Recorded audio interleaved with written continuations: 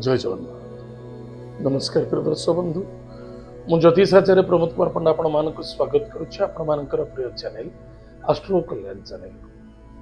प्रिय दर्शक बंधु, जो व्यक्ति मन चैनल को देखुछन्ते सब्सक्राइब करिनांती सब्सक्राइब करतु, लाइक करतु, अधिक रु अधिक शेयर करतु। एबे आसंतु जानिमा गुरु चलन। देवगुरु बृहस्पति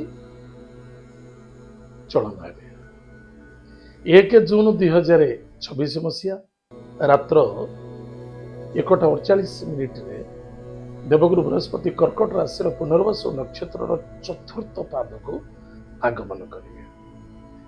ताहले कर्कट राशि ग्रहराज चंद्रमा एवं चंद्रमा गुरुंकर युति की गजकेसरी योग मध्य कहुए। ताहले निश्चित रूप से गजकेसरी योग हम। ताहले गज मस्तक कौन अच्छे ना शुंडरे सुवर्ण कलश अच्छे, जहाँ पर ढाल सी हम रजा। ताले देवगुरु बृहस्पति कर्कट राशि उच्च होता जो दृष्टि देवे से स्थान ही सफलता देखा देता। स्पेसिफिक देवगुरु बृहस्पति जो 13 मास कर्कट राशि को आगमन कले ताहले 4टी राशि प्रति बहुत भल फल प्रदान करेंगे। प्रथमत राशि हूँ वृष राशि।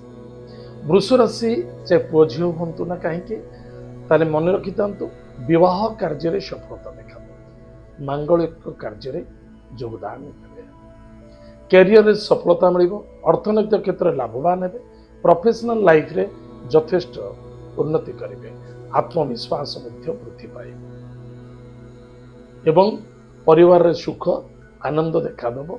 भाई भौणी मध्य श्रद्धा आत्मविश्वास वृद्धि पाए। द्वितीयत हूँ मिथुन राशि। मिथुन राशि द्वितीय भाव हूँ कर्कट राशि। मिथुन राशि सप्तम भाव हूँ धनुराशि। धनुराशि ग्रहराज स्वयं बृहस्पति, कर्मक्षेत्र मालिक हेले किए मीन राशि। मीन राशि ग्रहराज स्वयं देवगुरु बृहस्पति। ताहले मिथुन राशि व्यक्ति मानक भाग्य उदय देखा। बेपार वाणिज्य कर्म क्षेत्र में यथेष्ट सफलता देखा।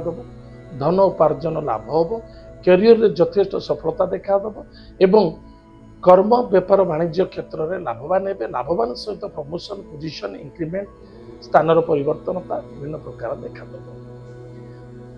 कर्म एवं कर्तव्य दुईटा को निष्ठावान सहित करने आवश्यकता अच्छे एवं देवगुरु बृहस्पति फल प्राप्ति हे।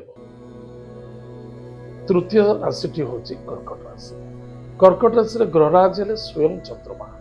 चंद्रमा सहित देवगुरु बृहस्पति ज्योति को गजकेसरी योग बोली कहुए। गजकेसरी योग जो कर्कट राशि जो व्यक्ति मैंने अच्छा बहुत दिन धरी जो संघर्ष करुले, जो व्यस्तता थिला, जो बाधा थिला, जो कष्ट थिला, जो समस्या थिला, जो आत्मविश्वास तुटी जाइतिला, जॉब रे बारंबार हारासमेंट होते निश्चित रूप से सफलता देव एवं कार्य सिद्धि हम। आध्यात्मिकवादी आध्यात्मिक चेतना रे यथेष्ट लाभ रही। चतुर्थ राशि हूँ धनुराशि। धनुराशि ग्रहराज है स्वयं देवगुरु बृहस्पति। बृहस्पति द्वितीय घर हूँ मीन राशि। ताले कर्कट राशि ठारू देवगुरु बृहस्पति होचंती क्यों घर? षष्ठ घर एवं भाग्यस्थान हूँ मीन राशि। निश्चित रूप से जो व्यक्ति राशि हूँ धनुराशि विवाह वाणिज्य बेपार वाणिज्य क्षेत्र को नहीं चिंतित थे, मैरेज हो पार ना, बाधा आसूला, कष्ट आसूला, निश्चित रूप से सुधार देखा। नूतन व्यवसाय वाणिज्य क्षेत्र में लाभवान हे, देश विदेश यात्रा करें एवं स्वास्थ्य जो पीड़ित होते निश्चित रूप से उपशम देखा। भाग्यर परिवर्तनता, नूतन गृह प्रॉपर्टी जमीन जायदाद क्षेत्र में सफलता बढ़, आनंद बढ़। ताहले प्रिय दर्शक बंधु, निश्चित रूप से देवगुरु बृहस्पति जो चलन हे यहाँ 4टी राशि स्पेसिफिक भल फल प्रदान करेंगे। ताहले आम विस्तार रूप जाना नेक्स्ट एपिसोड रे 12टी राशि पड़ी कौन फलाफल अच्छे। आज तो समय कार्यक्रम को आम ये रखुचु, पुणी देखा पागा मध्य। जय जगन्नाथ, नमस्कार।